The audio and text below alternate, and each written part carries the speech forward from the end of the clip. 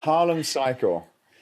I'm really impressed that you're still here, actually, because we were talking yesterday about just the people in the room are pretty special because you've been through a brutal time in New York. How did you get through? Oh my gosh, it was a tough time. I feel like during these past 2 years, I've created like 4 different businesses. Yeah. We did a lot of pivoting during the time. We rented out our bikes to our clients and shipped it to their houses.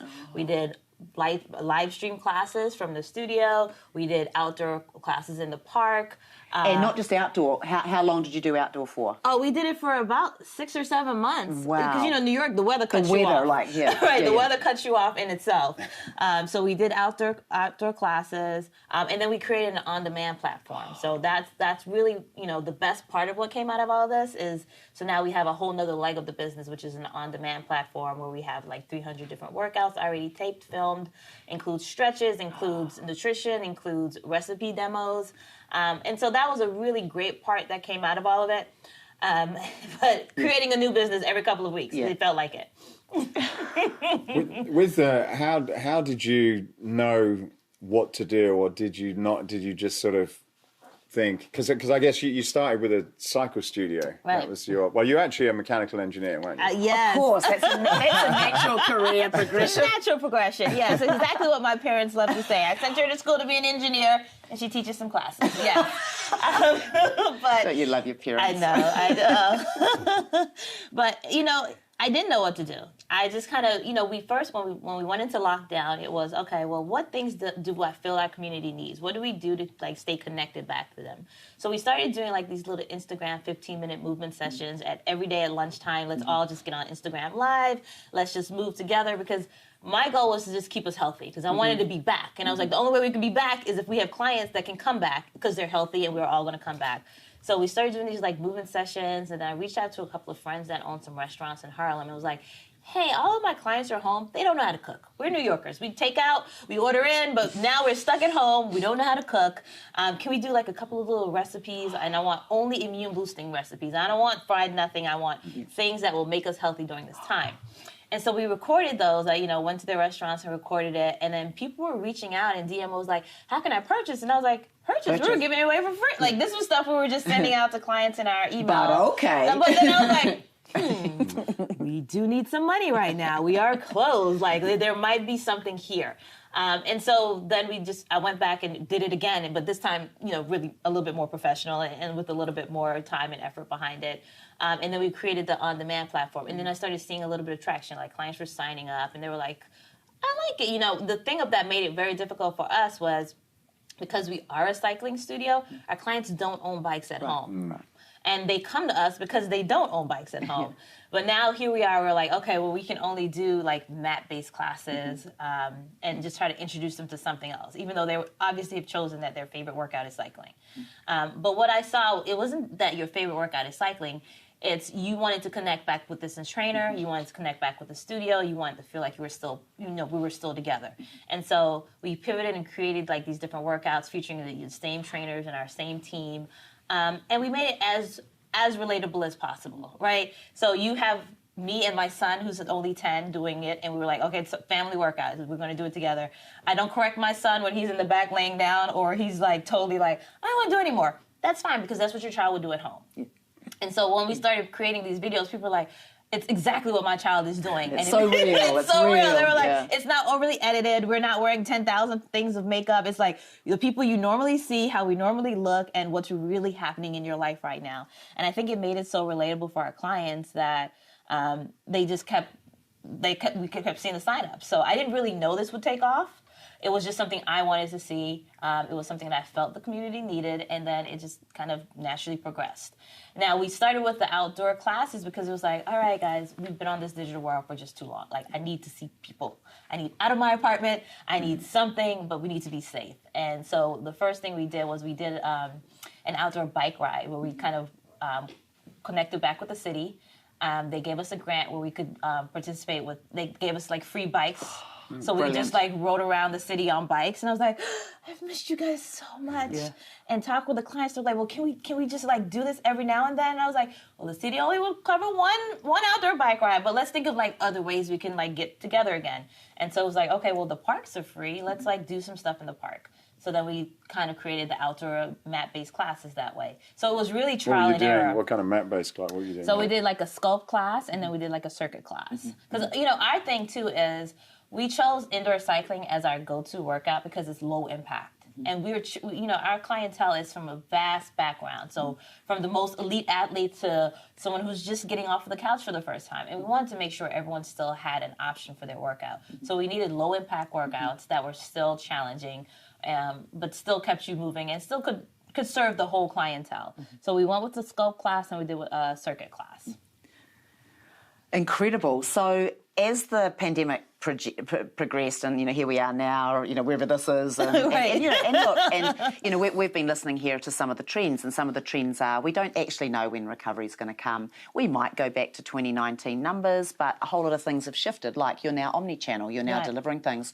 I have to say, it sounds like you're queen of partnerships in the sense that you brought in the food community, and it must have hurt to say, and no fried nothing. I mean, because that's pretty good, and we're feeling like comfort, right? Right, I was there because we were all eating it, right? That's the comfort food you need during times like this. Yeah, but you keep that up for 2 years and things aren't going to be pretty, and you're probably not going to come back to the studio. That's a whole other thing. So another one of the great trends was getting outdoors, and we were going digital. So now, we're just like our kids, and we're spending, what's the average hours that people spend on social media or screens now? It's got to be at least 5-6 hours It's more, I think. It's 8 or 11 or whatever, but through COVID, like ridiculous. And you're in New York where the weather's, you're dealing with the weather. There's days that you just don't go out. You're not cycling in the park or whatever every day. So in terms of outdoors, what did you see there? And when we go back to whatever the new normal is, do you see that you'll retain that going forward? So you've got digital now, you've probably got some education platforms now, you've got the food group in there, and we know that being really well, like food, is at least half the conversation. It's half the bottle, yes. and then you've got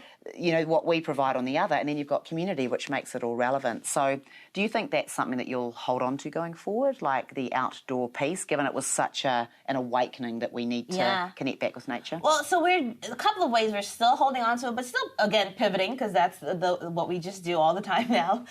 So we still are doing our outdoor bike rides. We're going to do 2 every summer. So that's a way of getting, and these are free to the community. So it's not just if you're a Harlem Cycle member, but if you just want to be in a group of people and want to ride, if you're new to the city and this is a great way to meet people, then you join our outdoor bike rides.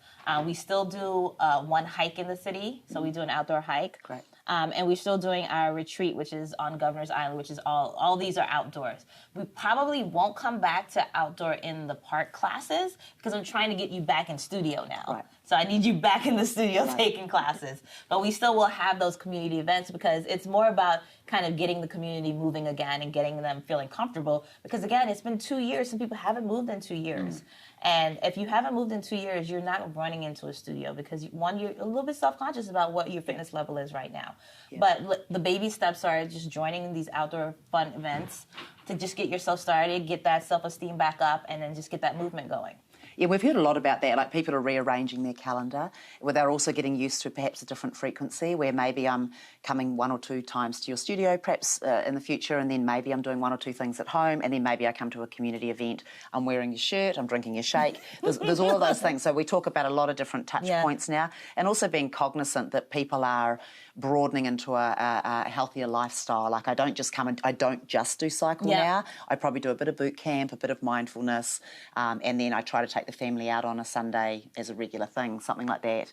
So what are your plans moving forward, given that we continue to be in uncertainty? And it must feel quite powerful for you to know, you know what, bring it on, because whatever happens, I got to pivot. Exactly. So our plan is to be at all those touch points you just mentioned, is to really have a leg in all of those touch points. One, we'll have the studio spaces for you to come in and take classes. We'll always have outdoor events for you to bring the whole family to. So if that Sunday family event could be one of our rides, or it could be one of our outdoor hikes. Like there is a touch point for that as well. And then we have the digital platform. So, maybe today's your strength training day. What's great, you can still work out with the people you know and love, doing an exercise that you know you need to do. So if strength is not your thing and you've been going to a cycling class, well, we got 15-minute strength classes with your favorite trainer. We can all do that together. And that's in the digital platform for those days that you are working from home or you're working in the office and you just can't make it to the studio. Is that body weight stuff that you do? Yep, we do mostly body weight stuff. But we also have where you have weights. And if we tell you, pick up the laundry basket, pick up the laundry detergent, if you don't have it at home, because there's no need for you to go out and buy this fancy equipment and anything, because we all have it in our house. Like, we have something heavy in our house that we can use. And so we always like encourage you to do those things. So our goal is to be at every touch point across your life, and how your life has pivoted, that we're there as well. And do you know what I love about your touch points is some of them are softer. So say your community ride, what a great opportunity. They talked a bit about in the brand session earlier, fantastic session on being pre-fit. So this whole thing, I've put on some COVID kilos, or maybe I'm not really a gym person, you're all kind of freaks, but I might go on a community ride where I'm also taking my son and my thing, come along and meet some of the people and see how you feel. That might be enough to gain the confidence to then go, why don't you come and try a studio? We have an intro class, I'll be there. We can sit next to each other. You've already met your instructor. So, and they've talked a lot about multiple income streams, like needing those, but also touching people in different ways. And also, we have a broader church. People, as we reach now out of the 20% who like to exercise and quite like getting up at whatever time in the morning, we're now reaching into those that are unmotivated, and it's not natural for them, it's not comfortable, and what do I do, what do I wear, who's going to be there, who's going to look after me? It's just this, and we're in an anxious age where the world's on fire, whichever way we go. So I love what you're saying, and then I think you're the entrepreneur that's just going to, wherever the people are, whatever they need, we're going to be there. Provide it. No, I mean, for me, it's more about meeting the need first. Throughout whole of COVID and everything that was happening, it was meeting the need of the community and just knowing that in the end it would pay off. So we even paid, we did a lot of our programs just for free, just to know that in the end, when we can finally get back in studio, I've now helped you get over whatever fears there were so that you would want to come back into my studio. And I have to say, just looking at the room here in New York, the 70% that remain, so there was 10% of new businesses that actually opened during this time, but we lost 30% of our industry, closed their doors permanently. But what we're finding now is that the people who have come back are stepping into this in a new way, and they're really creating the revenue streams. They're back to business basics. A lot of people enjoyed the boom, where it was a little bit easy. They talk about just, hey, I put the sandwich board out, people just kind of filed in, and you're in New York City, there's 300 million people on the street. We were out walking Times Square last night. It's not busy, it's not as busy as you thought it was. It was 2 o'clock in the morning. It was 2 o'clock in the morning. But Times Square is normally busy at that time. It normally is. And the Apple Store was still open. Very impressive. Very impressive. But no, it's just the winners that are here, and probably my final point on that is those that were there for their community are still here, because when they've gone back, no one showed up like the fitness industry. A lot of people pivoted within 3 days. They had something online. They were ringing their clients. They were like, this is happening. We don't know. Let's go through it together. Renting bikes out, going outdoors if they had to, setting groups, educating online. Like those people who did all those things. And we lost some really good people as well. Sometimes the rents were just too much. Too much. But generally, if you had a community, you've now built that, they want to come back in slightly different terms, but they definitely want to come back. So all the great work, you talk about all the free stuff that you've had to do and, giving and solving problems, it is coming back, and it will continue to come back. And we're better at serving now, right? Right, we are. I mean, the good thing about it is it got us a little bit more in touch with the needs of our clients. So before the pandemic, we were offering just cycling classes, and it was like, because cycling is amazing. But now it's like, now I know a little bit more about your day-to-day life and what those needs really are. Like, I know that you're working these hours. I know that because you've been working from home, there is no fine line in where the day ends. So I know that you need like that moment to yourself, and I know what we know that you don't want to come into a space where you feel like you're working again. I know that when you walk in, you want me to somehow cut off your cell phone for you so that you're not getting that email message in the middle of your class. Like, we know those needs now, and we address them in class. Like, we talk through, like, what are the words that you're saying to yourself right now? Are you thinking about emails during this 45 minutes? Like, let it go. And so it gave us kind of a little bit more of the behind the curtain of our clients' lives, which was great to be really that connected to them. That's great. And you push on a point, which is variety, and that's something that, our friends at McKinsey, Deloitte, they're pointing to the fact that people now know that they need a range of things. You can't and shouldn't be doing cycling every day. Not you need a bit of mobility. I mean, I would love you too, but you shouldn't. But let's get real. We do too much of anything. And, we do too much yoga. We're not strong enough, in certain ways. We do too much cardio. We don't have strength in our structure. And if we don't do any mobility, then, as we get older, the body just kind of seizes up and we hold injuries for longer. So people are beginning to do that more. So how do you, with your events, how does that play? Is that just group cycling, or do you incorporate some of those other things now, or will you when you start doing those again? Because that looks like a pretty interesting concept. Our wellness retreat? Yeah. Oh, so there we actually don't do any cycling. Oh, really? Yes, we do mostly mat-based. We got some cardio strength. We got sculpt. We do yoga, meditation. So focusing back on that mindfulness. We do a cardio dance, which no one comes to us for dance classes, but now they will.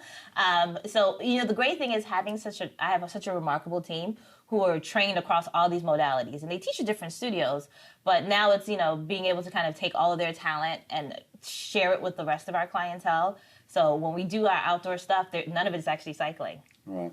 Fantastic. Well, look, thank you so much. Amazing. Congratulations. Where can people find about you and what you're doing? Yeah, absolutely. If you're on Instagram or Facebook or Twitter, we're on at Harlem Cycle. Our website, is harlem-cycle.com, and everything you need is there. All of our events, everything's always online for us. And so just, check out our website, follow us on social media, drop in our DMs, because we answer all DMs. I personally answer most of them. So that's the best way to find us is online. Fantastic. Great. Thank you. Congratulations. Thank Amazing. you. Thank you so much.